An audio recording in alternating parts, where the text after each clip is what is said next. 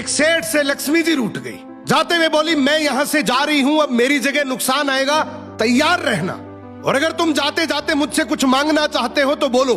सेठ बहुत समझदार था, बड़ी विनम्रता से बोला, माता नुकसान आ रहा है तो आने दीजिए, बस मुझे आप एक वरदान दीजिए कि मेरे परिवार में हमेशा सुख शांति बनी रहे। लक्ष्मी जी मुस्कुराई, तथास्तु कहा और वहां से चली गई। अब उस सेठ की 4 बहुएं थी। कुछ दिनों बाद सबसे छोटी बहू खिचड़ी बना रही थी। उसने खिचड़ी में नमक डाला और अपने काम में व्यस्त हो गई। तभी दूसरी बहू आई और उसने खिचड़ी को बिना चखे ही और नमक डाल दिया और वो भी अपने काम में व्यस्त हो गई। ऐसे एक एक करते तीसरी और चौथी बाकी की 2 बहुएं भी आई, उन्होंने भी खिचड़ी को बिना चखे ही उसमें नमक डाल दिया। अब रात को सबसे पहले सेठ खाना खाने बैठा।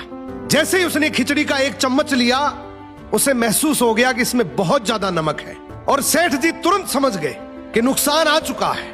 किसी से कुछ नहीं कहा, चुपचाप खिचड़ी खाई और चला गया।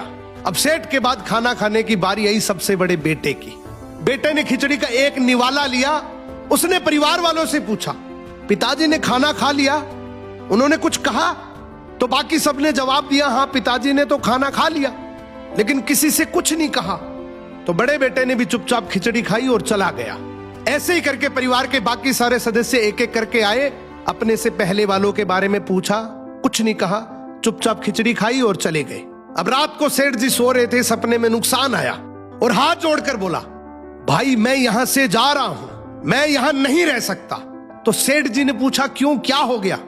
नुकसान बोला, तुम सबने मिलकर 1 किलो नमक खा लिया, पर मजाल है कोई किसी पर नहीं चिल्लाया, किसी ने गुस्सा नहीं किया, सब शांत रहे।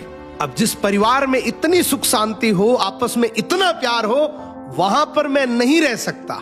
निष्कर्ष कि जिंदगी है तो उतार चढ़ाव, दुख सुख, फायदा नुकसान सब चलता रहेगा, लेकिन जिस परिवार में आपस में लोगों में प्यार है, सुख शांति है, छोटे में आदर, बड़े में बड़प्पन है, उस परिवार का कोई नुकसान, कोई आपदा कुछ नहीं बिगाड़ सकती।